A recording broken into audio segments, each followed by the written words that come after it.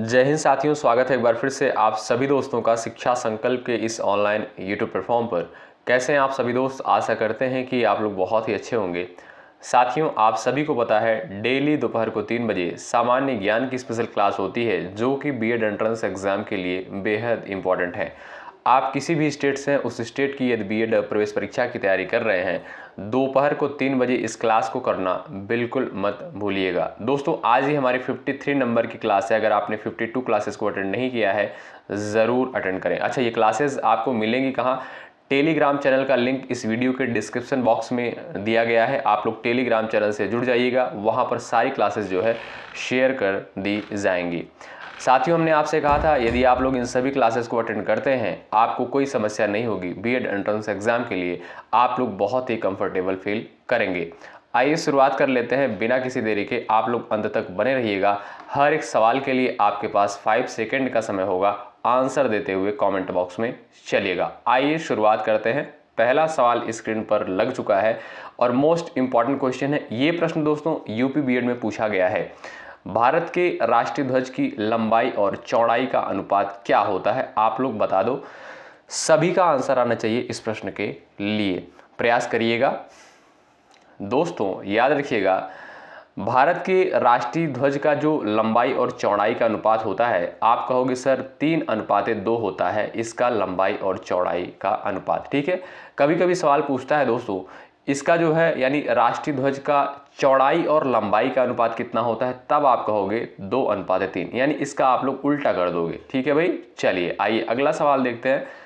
सवाल number next आपके screen पर लग चुका है। साथियों, एक सवाल और पूछता है राष्ट्रीय ध्वज से संबंधित कि कभी कभी पूछता है कि इसका डिजाइन जो है किसके द्वारा तैयार किया गया था। आप कहोगे पिंगली वेंकैया के द्वारा जो है राष्ट्रीय ध्वज का डिजाइन तैयार किया गया था। सवाल नंबर दूसरा देखिएगा, सभी बच्चे और आंसर देने का प्रयास करेंगे आप लोग।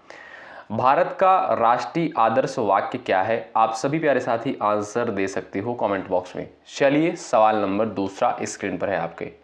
चलिए भाई, भारत का राष्ट्रीय आदर्श वाक्य क्या है?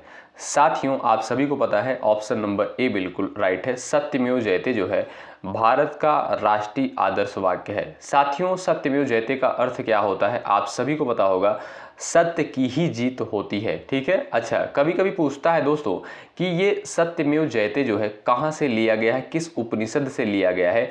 आप कहोगे सर ये तो मुंडको उपनिषद से लिया गया है। तो इस क्वेश्चन का ऑप्शन नंबर ए बिल्कुल राइट हो जाएगा। आइए अगला सवाल देखते हैं। सवाल नंबर तीसरा, भारत के राष्ट्रीय गीत के रचयिता कौन है? आप सभी प्यारे साथी आंसर देने का प्रयास करो। चलिएगा, भारत के राष्ट्रीय गीत के रचयिता कौन है? रविन्द्रनाथ टैगोर, बंकिम चंद्र चटर्जी, मोहम्मद इकबाल, सरोजनी नायडू। चलिए भाई, जो भी साथी ऑप्शन नंबर बी पर गए हैं उनका जवाब बिल्कुल राइट है। बंकिम चंद्र चटर्जी के द्वारा जो है भारत की राष्ट्रीय गीत की रचना करी गई है। ठीक है। अच्छा, भारत का राष्ट्रीय गीत है क्या दोस्तों? वंदे मातरम। ठीक है। और ये दोस्तों कभी कभी पूछता है कि वंदे मातरम जो है कहाँ से लिया गया है। आप कहोगे सर ये तो आनंद मठ से लिया गया है। कहाँ से? आनंद मठ से जो है लिया गया है। क्या ये जो आपका कह सकते हो राष्ट्रीय गीत है। राष्ट्रीय गीत क्या है? आप मैं फिर से बता दूं, वंदे मातरम। ठीक है। राष्ट्रीय गान क्या है? आप कहोगे सर जन गण मन। ठीक है। चलिए आगे बढ़ते हैं, अगला सवाल देखते हैं। सवाल नंबर चौथा देखिएगा, ज्ञानपीठ पुरस्कार के तहत कितनी राशि पुरस्कृत करी जाती है? आप लोग बताओ। चलो सभी लोग आंसर कर दो। चलेगा, ज्ञानपीठ पुरस्कार के तहत कितनी राशि पुरस्कृत करी जाती है? प्रयास करिएगा। 5 लाख, 11 लाख, 51 लाख और दिया है आपका 7 लाख। आप कहोगे sir 11 lakh. Option number third correct हो जाएगा। ज्ञानपीठ पुरस्कार में जो है 11 लाख की राशि पुरस्कृत करी जाती है। साथियों, ज्ञानपीठ पुरस्कार किस क्षेत्र में दिया जाता है? आप कहोगे सर ये तो साहित्य के क्षेत्र में दिया जाता है। अभी आपने कुछ दिन पहले क्लास करवाई थी। क्यों भाई? अभी हमने जो है कुछ दिन पहले क्लास करवाई थी जिसमें जो है आपको ये बताया गया था कि कौन सा पुरस्कार किस क्षेत्र में दिया जाता है, और इससे हर साल पेपर में प्रश्न बना है। इसलिए इस क्लास को आप लोग बिल्कुल मिस मत करिएगा। आइए आगे बढ़ते हैं, अगला सवाल देखिए। सवाल नंबर 5, सरस्वती सम्मान किस क्षेत्र में विशिष्ट कार्य के लिए प्रदान किया जाता है? सभी प्यारे साथियों का आंसर आना चाहिए। भाई एक बार सभी लोग सेशन को लाइक कर दें, लाइक की संख्या बढ़ाते चलें। आपके लिए बेहतर कंटेंट दिया जा रहा है, बेहतर प्रयास किया जा रहा है, आपका कर्तव्य बनता है सेशन को लाइक ज़रूर करें। इसमें आपका कोई पैसा, कोई चार्ज नहीं लगने वाला है। साथियों, बात करें सरस्वती सम्मान की, तो ये जो है आपका साहित्य के क्षेत्र में प्रदान किया जाता है। बी ऑप्शन आपका यहाँ पर बिल्कुल राइट हो जाएगा। आइए आगे बढ़ते हैं, अगला सवाल देखेंगे। सवाल नंबर नेक्स्ट, पेपर में पूछा गया सवाल, ग्रैमी पुरस्कार किस क्षेत्र में प्रदान किया जाता है? सभी प्यारे साथियों का आंसर आना चाहिए। आंसर दीजिएगा, ग्रैमी पुरस्कार किस क्षेत्र में प्रदान किया जाता है? चलिए भाई सभी लोग आंसर कर दो, सभी का आंसर आना चाहिए। आप कहोगे सर ये तो संगीत के क्षेत्र में प्रदान किया जाता है, क्यों भाई? ऑप्शन नंबर बी करेक्ट हो जाएगा। ग्रैमी पुरस्कार जो है संगीत के क्षेत्र में प्रदान किया जाता है। बी ऑप्शन वाले दोस्त यहाँ पर बिल्कुल राइट हैं। आइए अगला सवाल देखते हैं। सवाल नंबर नेक्स्ट, भारत में राष्ट्रीय बालिका दिवस कब मनाया जाता है? सभी प्यारे साथी आंसर करें। 5 जून को, 5 सितंबर को, और यहाँ पर दिया 12 मई, 24 जनवरी को। सभी लोग आंसर दे दो। राष्ट्रीय बालिका दिवस जो है प्रत्येक वर्ष किस तिथि को मनाया जाता है? और ये मोस्ट इंपॉर्टेंट सवाल है। चलिए ऑप्शन नंबर डी बिल्कुल राइट हो जाएगा। 24 जनवरी को जो है राष्ट्रीय बालिका दिवस के रूप में मनाया जाता है। अगला सवाल देख लीजिए भाई आप लोग, मोस्ट इंपॉर्टेंट सवाल ये भी है, प्रत्येक वर्ष वीर बाल दिवस कब मनाया जाता है? चलो भाई सभी लोग आंसर करो। 6 अक्टूबर, 26 नवंबर, 26 दिसंबर, और आपका दिया है 6 दिसंबर। चलो सभी लोग छाप दो अपना अपना आंसर भाई कमेंट बॉक्स में, प्रयास करिएगा। साथियों याद रखिएगा 26 दिसंबर को, ठीक है? कब? 26 दिसंबर को जो है प्रत्येक वर्ष वीर बाल दिवस के रूप में मनाते हैं। आपका सी ऑप्शन यहाँ पर बिल्कुल चला जाएगा राइट। अगला सवाल देख लीजिए भाई। अगला सवाल ये भी मोस्ट इंपॉर्टेंट सवाल पूछा गया, अंतर्राष्ट्रीय ओजोन दिवस कब मनाया जाता है? चलो भाई सभी लोग आंसर कर दो, सभी प्यारे साथी आंसर दे दें। अंतर्राष्ट्रीय ओजोन दिवस प्रत्येक वर्ष किस तिथि को मनाया जाता है? आप कहोगे सर 16 सितंबर को जो है अंतर्राष्ट्रीय ओजोन दिवस के रूप में मनाते हैं। आपका डी ऑप्शन यहाँ पर बिल्कुल करेक्ट हो जाएगा। ठीक है भाई, आगे बढ़ें। चलिए नेक्स्ट सवाल देखते हैं। और भाई लाइक की संख्या आप लोग बढ़ाते चलो। जो भी साथी चैनल पर नए हैं सब्सक्राइब करके बेल आइकन को जरूर प्रेस कर लेंगे। यहाँ से दोस्तों निश्चित रूप से आपको हेल्प मिलेगी। जो भी कंटेंट आपको प्रोवाइड किए जा रहे हैं बिल्कुल ऑथेंटिक है। आप लोग सिलेबस उठाकर देख लो और क्वेश्चन का पैटर्न देख लो, तब आपको चीज़ें समझ में आएंगी कि कितनी इंपॉर्टेंट चीज़ें आपको प्रोवाइड करी जा रही हैं। सवाल नंबर नेक्स्ट कहता है, नीति आयोग का पूर्ण रूप क्या है? यानी आपको नीति का फुल फॉर्म बताना है दोस्तों। इसका फुल फॉर्म क्या होता है? चलो सभी लोग बता दो। National institute for technology India, national institute of tribal India, national institution for transforming India, national intelligence of tribal India. सभी प्यारे साथी आंसर करेंगे। चलिए मोस्ट इंपॉर्टेंट सवाल है, सभी लोग आंसर कर दो भाई। चलो भाई साथियों, national institution for transforming India option number दोस्तों यहाँ पर थर्ड बिल्कुल राइट हो जाएगा। और बहुत इंपॉर्टेंट क्वेश्चन है, याद रखेंगे आप लोग। नीति का फुल फॉर्म क्या है? National institution for transforming India. C option correct. अगला सवाल देख लो भाई, मोस्ट इंपॉर्टेंट ये भी देखिएगा। प्लेइंग टू विन नामक आत्मकथा निम्नलिखित में से किस भारतीय खिलाड़ी ने लिखी? सानिया मिर्जा, साइना नेहवाल, पीवी सिंधु, और यहाँ पर दिया आपका कर्णम मलेश्वरी। सभी प्यारे साथी आंसर छाप दो अपना अपना। चलो भाई, प्लेइंग टू विन नामक आत्मकथा जो है किसके द्वारा लिखी गई? आप कहोगे सर ये तो साइना नेहवाल के द्वारा लिखी गई है। ऑप्शन नंबर बी बिल्कुल करेक्ट हो जाएगा। बी ऑप्शन वाले दोस्त यहाँ पर बिल्कुल राइट है। आइए अगला सवाल देखते हैं।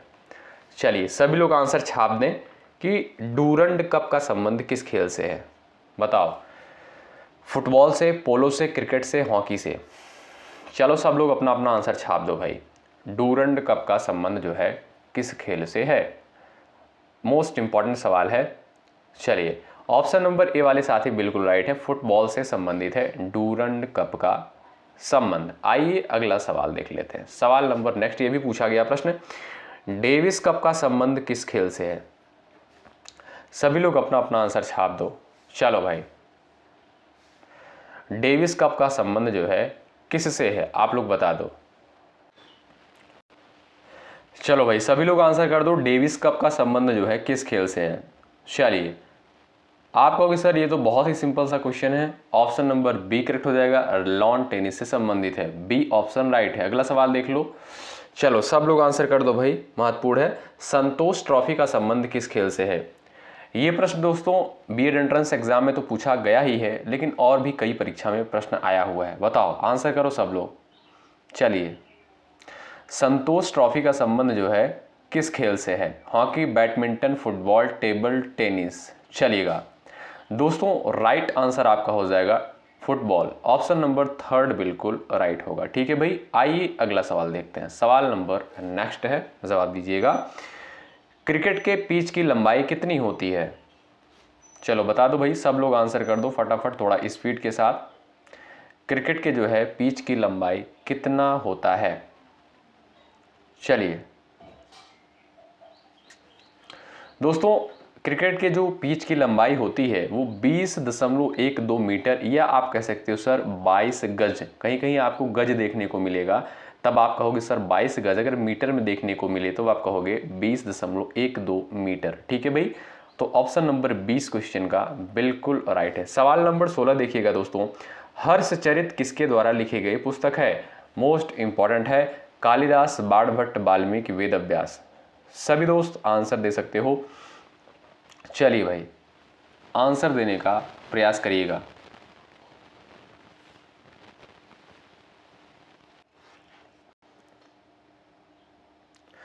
ऑप्शन नंबर दोस्तों आपका करेक्ट हो जाएगा बी, बाणभट्ट। ठीक है भाई, हर्षचरित पुस्तक के रचयिता कौन है? बाणभट्ट है।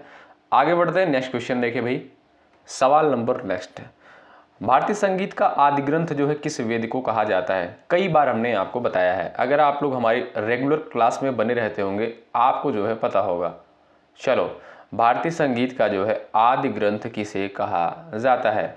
आप कहोगे सर ये तो बहुत सिंपल सा क्वेश्चन है, सामवेद को जो है भारतीय संगीत का आदि ग्रंथ कहते हैं, क्योंकि दोस्तों साम का अर्थ ही होता है क्या? गायन करना। क्या होता है? गायन। ठीक है भाई, चलिए वेदों की संख्या दोस्तों कितनी है? 4 वेद हैं। सबसे प्राचीन वेद कौन सा है? आप कहोगे सर ऋग्वेद सबसे प्राचीन वेद है। ये भी प्रश्न पूछा गया है पेपर में, और यहाँ पर देखोगे आपका ऑप्शन नंबर डी करेक्ट हो जाएगा। संगीत का जो आदि ग्रंथ है सामवेद है। आइए अगला सवाल देखते हैं। चलो आंसर कर दो सब लोग। पुराणों की संख्या कितनी है? 18, 19, 20 और 21। जवाब देने का प्रयास करिएगा। पुराणों की संख्या दोस्तों कितनी है? चलिए ये तो बहुत सिंपल सा क्वेश्चन है। क्यों भाई? 18 है, ऑप्शन नंबर ए बिल्कुल यहाँ पर करेक्ट है। लाइक की संख्या आप लोग बढ़ाते चलो, जो भी साथी चैनल पर नए हैं जुड़ जाएंगे, सब्सक्राइब करके बेल आइकन को अवश्य प्रेस कर लेंगे। बिल्कुल बेहतरीन चीज़ें आपको दी जा रही हैं और बिल्कुल फ्री में। किस देवता के लिए ऋग्वेद में पुरंदर शब्द का प्रयोग हुआ है? चलो भाई आंसर करो, कई परीक्षा में प्रश्न पूछा गया है, आंसर दीजिएगा। किस देवता के लिए ऋग्वेद में जो है पुरंदर शब्द का प्रयोग किया गया है? आप कहोगे सर इंद्र के लिए। इंद्र के लिए जो है ऋग्वेद में पुरंदर शब्द का प्रयोग किया गया है। ए ऑप्शन आपका राइट हो जाएगा। अगला सवाल देख लो भाई, चलिए आंसर करिएगा। गायत्री मंत्र का उल्लेख किस पुस्तक में मिलता है? चलो आंसर करो आप लोग। चलिए भाई गायत्री मंत्र का उल्लेख जो है किस पुस्तक में मिलता है? ऋग्वेद, यजुर्वेद, भगवत गीता, उपनिषद में? बताइए साथियों, याद रखिएगा गायत्री मंत्र का उल्लेख जो है ऋग्वेद के तीसरे मंडल में देखने को मिलता है। ठीक है, ऋग्वेद के तीसरे मंडल में। ए ऑप्शन आपका राइट है। और अगला सवाल आपके स्क्रीन पर है, महत्वपूर्ण। ऋग्वेद में सबसे पवित्र नदी किसे माना गया है? बताओ। सिंधु, सरस्वती, शतुद्री, इनमें से कोई नहीं। सभी लोग अपना अपना आंसर छाप दो। चलेगा, चलिए भाई किस नदी को जो है ऋग्वेद में सबसे पवित्र नदी माना गया है? ऑप्शन नंबर बी करेक्ट हो जाएगा। आप कहोगे सर ये तो बहुत बेसिक क्वेश्चन है, सरस्वती नदी को जो है ऋग्वेद में सबसे पवित्र नदी माना गया है। अगला सवाल देख लो, सवाल नंबर नेक्स्ट स्क्रीन पर है। सारनाथ में बुद्ध द्वारा जो प्रथम प्रवचन क्या कहलाता है? यानी जो प्रथम प्रवचन दिया गया था गौतम बुद्ध के द्वारा, उसको जो है क्या कहा जाता है? चलो भाई आंसर कर दो। महाभिनिष्क्रमण, महापरिनिर्वाण, धर्म चक्र प्रवर्तन। चलिए साथियों, आप सभी को पता है गौतम बुद्ध के द्वारा जो गृह त्याग किया गया था, घर छोड़ा गया था, तो गृह त्याग की घटना को महाभिनिष्क्रमण कहते हैं। और आप कहोगे सर धर्म चक्र प्रवर्तन किसे कहते हैं?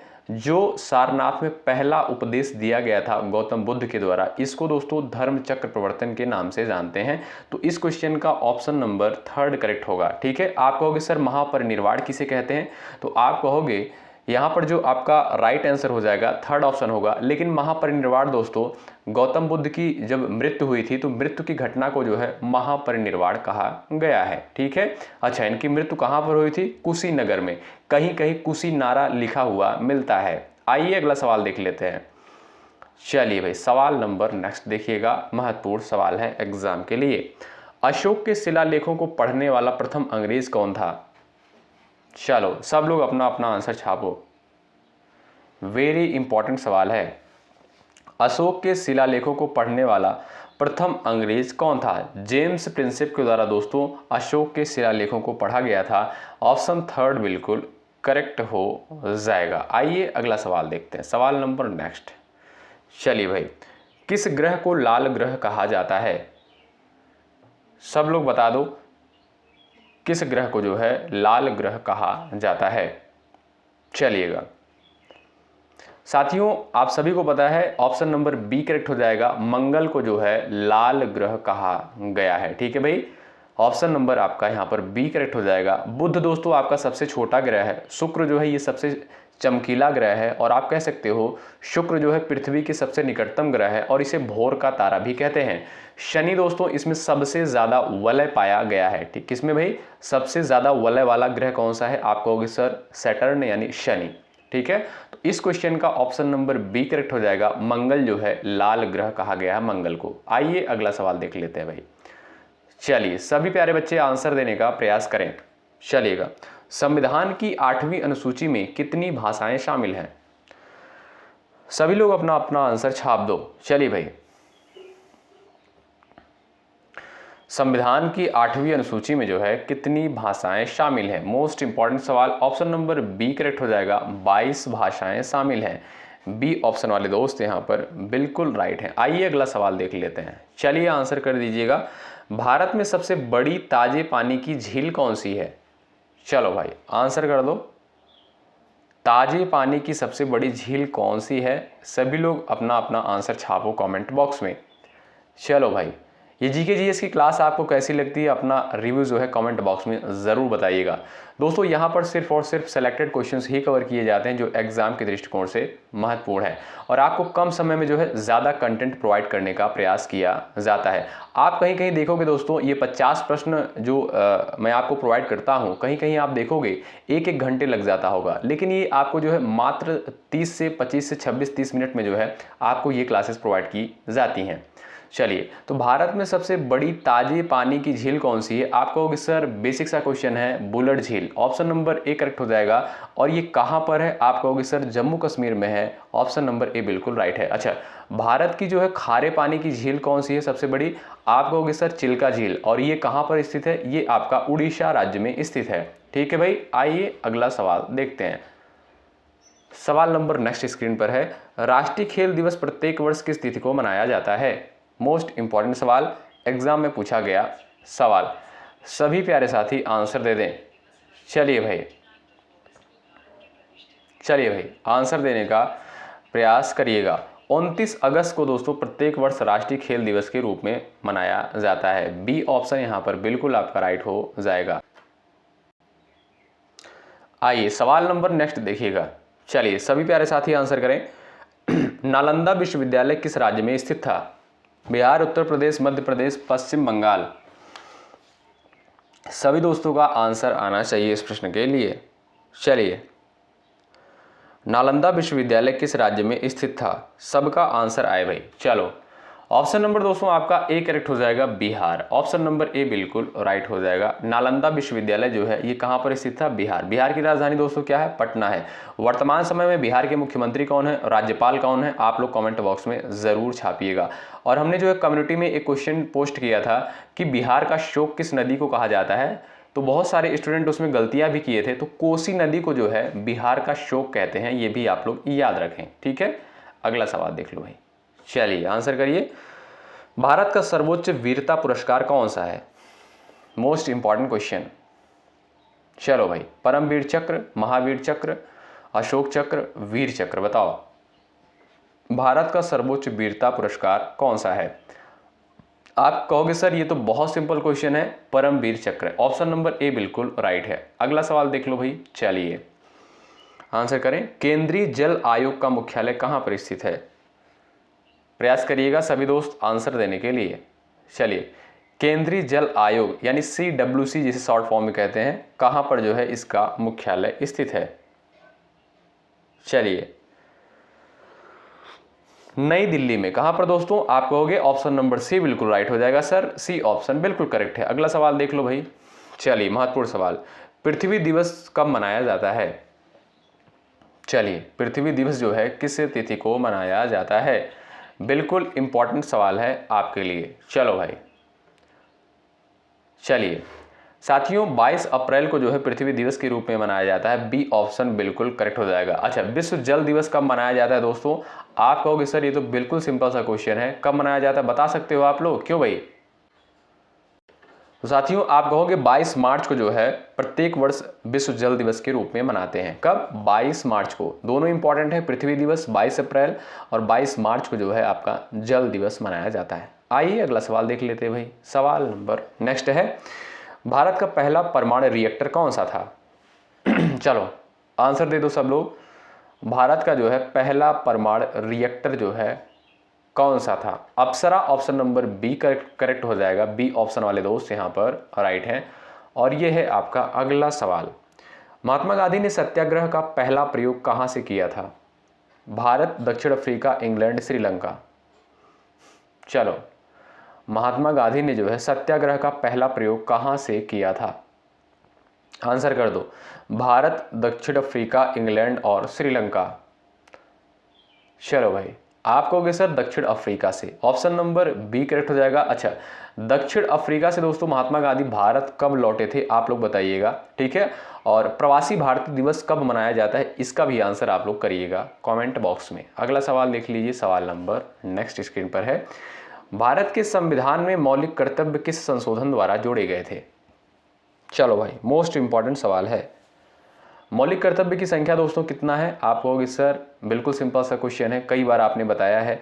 मौलिक कर्तव्य की संख्या दोस्तों 11 है, ध्यान दीजिएगा। ठीक है, और ये मौलिक कर्तव्य कब जोड़ा गया था, किस संविधान संशोधन के द्वारा? 42वें संविधान संशोधन 1976 के द्वारा जो है मौलिक कर्तव्य को जोड़ा गया था। अच्छा, किस अनुच्छेद के तहत इसको रखा गया है? आप कहोगे सर 51A के तहत। बहुत महत्वपूर्ण आर्टिकल है, ध्यान रखिएगा साथियों। 51A के तहत जो है, अनुच्छेद 51A के तहत मौलिक कर्तव्य को रखा गया है। ठीक है भाई, मौलिक अधिकार कितने दोस्तों? 6 है, याद रखें।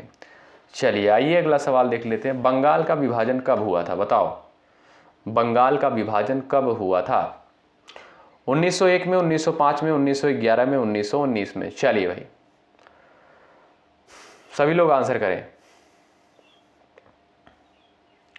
16 अक्टूबर 1905 को दोस्तों बंगाल का विभाजन होता है। बी ऑप्शन आपका एकदम करेक्ट हो जाएगा भाई। बी ऑप्शन वाले दोस्त यहाँ पर राइट हैं। और ये है आपके सामने नेक्स्ट क्वेश्चन। संविधान सभा के प्रारूप समिति के अध्यक्ष कौन थे? सभी लोग आंसर छाप दो अपना अपना भाई। संविधान सभा के प्रारूप समिति के अध्यक्ष कौन थे? सभी का आंसर आना चाहिए। Doctor Rajendra Prasad, doctor BR Ambedkar, Jawaharlal Nehru और सरदार पटेल। चलो, प्रारूप समिति के अध्यक्ष कौन थे? आप कहोगे sir doctor BR Ambedkar. Option number B correct हो जाएगा। और डॉक्टर राजेंद्र प्रसाद दोस्तों क्या थे? आप कहोगे सर बिल्कुल बेसिक सा क्वेश्चन है, आपने कई बार बताया है। डॉक्टर राजेंद्र प्रसाद जो थे दोस्तों संविधान सभा के अस्थायी अध्यक्ष थे। क्या थे? संविधान सभा के जो है अस्थायी अध्यक्ष थे डॉक्टर राजेंद्र प्रसाद। ठीक है, जवाहरलाल नेहरू दोस्तों ये संघ समिति के अध्यक्ष थे। भारतीय संविधान सभा के संघ समिति के अध्यक्ष कौन थे? जवाहरलाल नेहरू। ठीक है, अच्छा, उद्देश्य प्रस्ताव किसके द्वारा प्रस्तुत किया गया था, किसके द्वारा लाया गया था? आप कहोगे सर जवाहरलाल नेहरू जी के द्वारा। ठीक है, अच्छा, संविधान का पिता किसे कहा जाता है? कहीं कहीं आपको देखने को मिलेगा, आप कहोगे BR अम्बेडकर को जो है संविधान का पिता कहा जाता है। ठीक है भाई, आइए अगला सवाल देख लेते हैं। सवाल नंबर नेक्स्ट, मोस्ट इंपॉर्टेंट सवाल है। यूनिसेफ का मुख्यालय कहाँ पर स्थित है? छाप दो सब लोग आंसर अपना। यूनिसेफ का मुख्यालय जो है कहाँ पर स्थित है, बताओ। चलिए भाई, साथियों याद रखिएगा, यूएसए यानी यूनाइटेड स्टेट ऑफ अमेरिका यानी संयुक्त राज्य अमेरिका के जो है न्यूयॉर्क शहर में जो है यूनिसेफ का मुख्यालय स्थित है। ए ऑप्शन बिल्कुल राइट होगा। अगला सवाल देखिए, महत्वपूर्ण है। बुल फाइटिंग किस देश का परंपरागत खेल है? बताइए, बुल फाइटिंग जो है किस देश का परंपरागत खेल है? आप लोग आंसर दे सकते हो। दोस्तों याद रखिएगा, स्पेन का है। कहाँ का? ऑप्शन नंबर बी करेक्ट हो जाएगा। ये आपका स्पेन का जो है खेल है। और भाई लाइक की संख्या आप लोग बढ़ाते चलो, ठीक है। लाइक की संख्या बढ़ती नहीं है भाई, दिल से बुरा लगता है। आप लोग लाइक करते हुए चलो, क्योंकि मेहनत किया जा रहा है यार, आपके लिए बेहतर कंटेंट प्रोवाइड किया जा रहा है। ये एक एक क्वेश्चन दोस्तों टाइप किया जाता है, ठीक है। तो आपका कर्तव्य बनता है सेशन को जरूर से जरूर लाइक करें, और यदि आप चैनल पर नए हैं सब्सक्राइब जरूर करें, ठीक है। और आपको कोई चार्ज यहाँ पर देना नहीं है। चलिए भाई, आंसर दे दीजिए सब लोग। नर्मदा नदी किस दिशा में बहती है? सभी लोग आंसर दे दो। नर्मदा नदी जो है किस दिशा में बहती है? चलो आंसर कर दो सब लोग। चलिए भाई साथियों, नर्मदा नदी जो है ये पूरब से निकलती है और पश्चिम की ओर बहती है। ऑप्शन नंबर बी आपका यहाँ पर करेक्ट है। और ये है आपका नेक्स्ट क्वेश्चन। भारत में गुरुत्वाकर्षण तरंगों का अध्ययन करने के लिए कौन सा प्रयोगशाला प्रस्तावित है? चलो आंसर दे दो सब लोग। चलिए भाई, भारत में गुरुत्वाकर्षण तरंगों का अध्ययन करने के लिए कौन सा प्रयोगशाला जो है प्रस्तावित है? आप कहोगे sir लिगो India. Option number A बिल्कुल यहाँ पर करेक्ट है। अगला सवाल देख लो भाई। राष्ट्रीय विज्ञान दिवस प्रत्येक वर्ष किस तिथि को मनाया जाता है? मोस्ट इंपॉर्टेंट सवाल। चलिए, राष्ट्रीय विज्ञान दिवस जो है कब मनाया जाता है? सभी लोग आंसर छाप दें। साथियों, प्रत्येक वर्ष जो है 28 फरवरी को राष्ट्रीय विज्ञान दिवस के रूप में मनाते हैं। आपका ए ऑप्शन यहाँ पर बिल्कुल राइट होगा। महत्वपूर्ण सवाल है, पेपर में पूछा गया है। अगला सवाल देख लो भाई। चलिए आंसर करें सब लोग। राज्यपाल का कार्यकाल कितने वर्षों का होता है? चलो आंसर कर दो। 4 वर्ष, 5 वर्ष, 6 वर्ष और 7 वर्ष चलिएगा। चलिए भाई आंसर करिएगा। साथियों, राज्यपाल का कार्यकाल कितने वर्षों का होता है? आप कहोगे सर 5 वर्षों का होता है। बी ऑप्शन करेक्ट हो जाएगा। राज्यपाल की नियुक्ति किसके द्वारा करी जाती है? आप कहोगे सर राष्ट्रपति के द्वारा राज्यपाल की नियुक्ति करी जाती है, ठीक है। अच्छा, राज्य का प्रमुख कौन होता है? आप कहोगे सर राज्यपाल, ठीक है। अच्छा दोस्तों, अगर आपसे पूछे कि राज्यसभा के सदस्यों का कार्यकाल कितना होता है? आप कहोगे 6 वर्ष, ठीक है। तो ये भी प्रश्न महत्वपूर्ण है। लोकसभा के सदस्यों का कार्यकाल कितना होता है? आप कहोगे 5 वर्ष, ठीक। तो राज्यपाल का कार्यकाल कितना होता है? 5 वर्ष। बी ऑप्शन करेक्ट है। अगला सवाल देख लो भाई। सवाल नंबर नेक्स्ट स्क्रीन पर है। किस राज्य में सूर्य सबसे पहले निकलता है? बताओ, किस राज्य में जो है सूर्य सबसे पहले निकलता है? सभी का आंसर आना चाहिए इस प्रश्न के लिए। अरुणाचल प्रदेश, असम, सिक्किम, मणिपुर। चलिए, अच्छा ये भी सवाल दोस्तों पूछा गया, हल्के मत लीजिएगा इस क्वेश्चन को। सबसे पहले दोस्तों सूर्य निकलता है अरुणाचल प्रदेश में। ए ऑप्शन आपका यहाँ पर बिल्कुल राइट होगा, ठीक है भाई। ए ऑप्शन वाले दोस्त यहाँ पर करेक्ट हैं। आइए अगला सवाल देख लेते हैं। चलिए, बाघ को भारत का राष्ट्रीय पशु कब घोषित किया गया? चलो आंसर कर दो सब लोग। बाघ को जो है राष्ट्रीय पशु कब घोषित किया गया? चलिए आंसर करिएगा। 1973 में। कब दोस्तों? ऑप्शन नंबर आपका यहाँ पर थर्ड बिल्कुल राइट हो जाएगा, 1973 में। अगला सवाल देख लो। सवाल नंबर नेक्स्ट। भारत में सर्वप्रथम स्वर्ण मुद्राएं किसके द्वारा चलाई गई थी? सबसे पहले जो है स्वर्ण मुद्रा किसके द्वारा चलाई गई थी? कुषाण, शक, गुप्त, इंडो बैक्ट्रियन के द्वारा। आप कहोगे सर ये तो बहुत बेसिक क्वेश्चन है। इंडो बैक्ट्रियन के द्वारा जो है सर्वप्रथम स्वर्ण मुद्राएं चलाई गई थी। डी ऑप्शन आपका यहाँ पर बिल्कुल राइट हो जाएगा, ठीक है भाई। आइए अगला सवाल देख लेते हैं। सभी प्यारे साथी आंसर करें। मौलिक अधिकार संबंधी प्रावधान किस देश के संविधान से लिए गए हैं? मोस्ट इंपॉर्टेंट क्वेश्चन है। चलो भाई आंसर कर दो सब लोग। चलिए सभी लोग आंसर कर दो, बहुत महत्वपूर्ण सवाल है दोस्तों। तो भाई मौलिक अधिकार जो है ये कहाँ से लिया गया है? आप कहोगे सर बिल्कुल बेसिक सा क्वेश्चन है, ये तो अमेरिका से लिया गया और हमने कई बार आपको बताया है, ठीक है। अमेरिका के संविधान से जो है मौलिक अधिकार का प्रावधान लिया गया है। अच्छा, अगर आपसे पूछे मौलिक कर्तव्य का प्रावधान कहां से लिया गया है भारतीय संविधान में, आप कहोगे सर रूस के संविधान से लिया गया है। ठीक है, आयरलैंड के संविधान से क्या लिया गया है, ये भी सवाल पूछा गया पेपर में। नीति निर्देशक के सिद्धांत, ठीक है, ये आपका आयरलैंड के संविधान से लिया गया है। ब्रिटेन के संविधान से आप कहोगे सर संसद से संबंधित प्रावधान जो है ये आपका ब्रिटेन के संविधान से अर्जित किया गया है। ठीक, आइए अगला सवाल देख लेते हैं। दल बदल संबंधी कानून किस अनुसूची में वर्णित है, बताओ, ये भी सवाल पूछा गया है। चलिए भाई, दल बदल संबंधी कानून जो है किस अनुसूची में वर्णित है साथियों, अनुसूची 10 में। ऑप्शन नंबर आपका थर्ड बिल्कुल यहां पर राइट है। और ये है आपके सामने अगला सवाल। चलिए, नीति आयोग भारत के संविधान के किस अनुच्छेद के तहत संगठित किया गया है? आप सभी दोस्त आंसर दे दो। नीति आयोग जो है भारत के संविधान के किस अनुच्छेद के तहत संगठित किया गया है? चलो भाई आंसर दे दो सब लोग, फटाफट आंसर छापो अपना अपना। चलो भाई, सभी का आंसर आना चाहिए इस प्रश्न के लिए। साथियों विकल्प आपका यहाँ पर डी बिल्कुल करेक्ट हो जाएगा, इनमें से कोई नहीं। ठीक है भाई। अच्छा साथियों, आपसे कभी कभी प्रश्न पूछता है कि वित्त आयोग का जो है वर्णन किस अनुच्छेद में किया गया है? आप कहोगे सर 280 के तहत किया गया है। ये भी प्रश्न महत्वपूर्ण है, पूछा गया है। ठीक है, वित्त आयोग का जो है गठन किस अनुच्छेद में है? आप कहोगे 280 के तहत। आइए अगला सवाल देख लेते हैं। सवाल नंबर नेक्स्ट है, कौन सा एक बड़ा कोयला उत्पादक राज्य है? चलो बताओ, बिहार, केरल, असम, छत्तीसगढ़। छाप दीजिए, आप सभी लोग छाप दो भाई आंसर अपना अपना। चलो भाई, बिहार, केरल, असम, छत्तीसगढ़। डी ऑप्शन आपका दोस्तों यहाँ पर राइट है। इन चारों विकल्पों में से आपका डी आपका पहले स्थान पर रहेगा। ठीक है भाई, डी ऑप्शन वाले दोस्त यहाँ पर राइट है। अगर और देखा जाए कि कौन कौन से राज्य हैं जो कोयले के मामले में, कोयले उत्पादन के मामले में जो है आगे हैं, उड़ीसा हो गया आपका, छत्तीसगढ़ हो गया, झारखंड हो गया। ठीक है, तो ये सभी राज्य आपके जो है आगे हैं। और ये है आपका अगला सवाल, और ये लास्ट सवाल है, जवाब दीजिएगा। भारत के प्रथम गृह मंत्री कौन थे? चलो, और आप सभी को दोस्तों पता है कि लास्ट सवाल का आंसर आपको देना होता है। इस क्लास का लास्ट क्वेश्चन है, भारत के प्रथम गृह मंत्री कौन थे, और सबका आंसर आना चाहिए। इससे ये पता चलता है कि ऐसे कितने साथी हैं जो अंत तक इस क्लास को अटेंड करते हैं। तो सभी का आंसर आना चाहिए, जो भी दोस्त अंत तक बने हुए हैं क्लास में। और जो भी साथी सबसे पहले आंसर करेंगे उनका आंसर जो है कमेंट बॉक्स में पिन किया जाएगा। तो आप लोग ज़रूर से ज़रूर आंसर देने का प्रयास करिएगा। ठीक है भाई, तो मिलते हैं आपसे दोस्तों रात को 8:30 बजे समान हिंदी की स्पेशल लाइव क्लास में। आप लोग उसमें जुड़ना बिल्कुल मत भूलिएगा।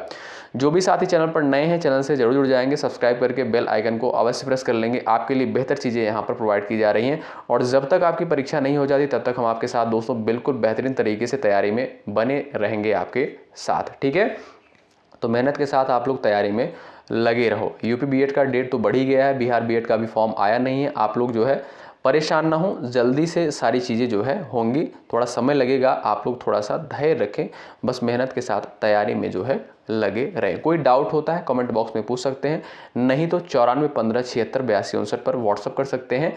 वहाँ पर जो है आपको रिप्लाई दिया जाता है जैसे ही हमें समय मिलता है। तो सभी साथी चैनल से जुड़ जाएंगे, और सेशन को लाइक करना भाई बिल्कुल मत भूलिएगा। बहुत मेहनत के साथ ये सारी चीज़ें आपको प्रोवाइड करी जा रही हैं। शुक्रिया, जय हिंद, जय भारत। आप लोग अपना ख्याल रखें, धन्यवाद।